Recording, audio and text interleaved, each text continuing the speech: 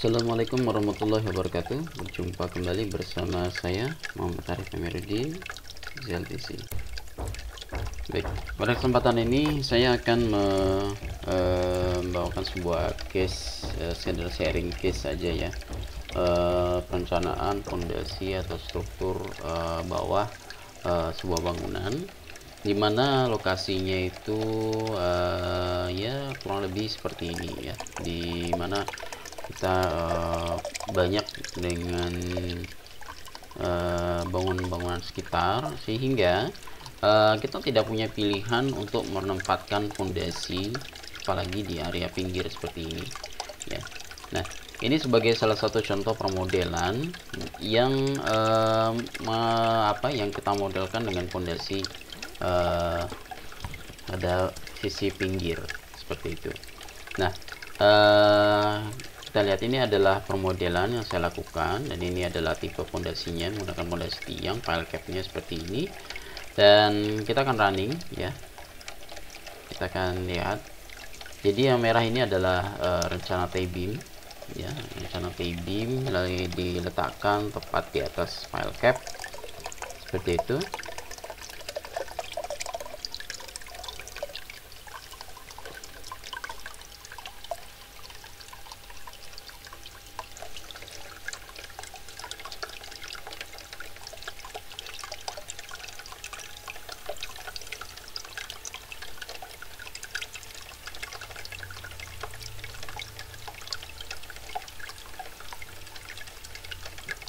Oke, kita akan lihat ini adalah permodelan T-beam dengan alternatif. Jadi tidak hanya menggunakan line yang seperti biasa atau menggunakan garis ya, ini kita menggunakan seperti wall seperti itu ya, sehingga kita akan lihat bagaimana kinerjanya begitu kita gabungkan dengan pile cap yang sudah kita modelkan ini. Kita akan lihat akibat dari deformasi. Saya lihat dari plan view terhadap kombinasi dari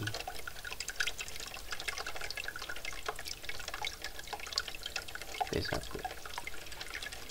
konturnya UZ plane. Oke, nah kita lihat di sini. Nah, oke, kita akan baca. Nah, di sini yang warna yang paling kanan, kita lihat di sini UZ-nya minus 18, yang berarti dia ke bawah gitu ya, sebesar 18 mili. Lalu yang di titik tiang minus 16 gitu. Di sini minus 16, artinya yang tidak ada fondasi tiang itu akan lebih turun daripada yang ada fondasi tiangnya. Dan kalau kita lihat di sini, ini minus 18, ini masih di bawah 1 inci ya, jadi masih oke, bisa dikatakan seperti itu. Dan kita lihat yang hijau ini hanya minus 14 gitu. Dan yang di sini kita lihat ini minus 15, ini minus 19 ya, lebih turun. Dan kita lihat yang paling ekstrim pasti yang arah diagonal. Nah, di sini sampai minus 18, tapi masih termasuk aman ya. Kita lihat di sini ini minus 20, ini yang paling besar di sudut kiri atas ya. Nah, karena dia posisinya diagonal ya. Mengapa dia tidak bisa kita buat seperti yang sisi di center line 6 ini ya, karena dia sisi atas sudah ada bangunan, sisi samping sudah ada bangunan. Jadi alternatif terakhir yang bisa dipakai adalah seperti ini, diagonal begitu. Dan ini kalau kita modelkan dengan menggunakan wall ya. Kalau kita menggunakan garis ya, menggunakan garis biasa, maka itu akan sangat berbeda hasilnya ya, akan sangat berbeda sekali hasilnya. Saya akan coba, kita ambil di center line 5.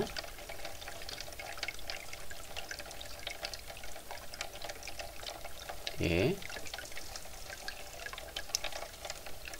kita lihat T-beamnya sudah besar.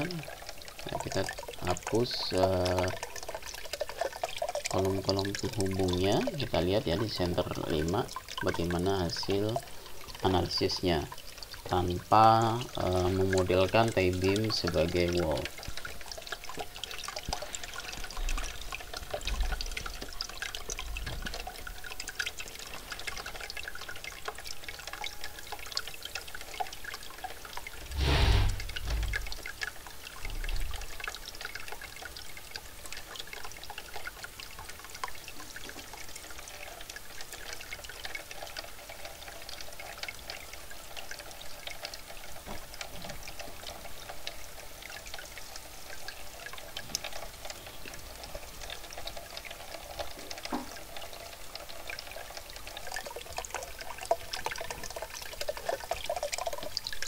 Baik, nah sekarang kita akan lihat bagaimana deformasinya pada Windows kiri dengan kombinasi yang sama seperti yang tadi, kombinasi P1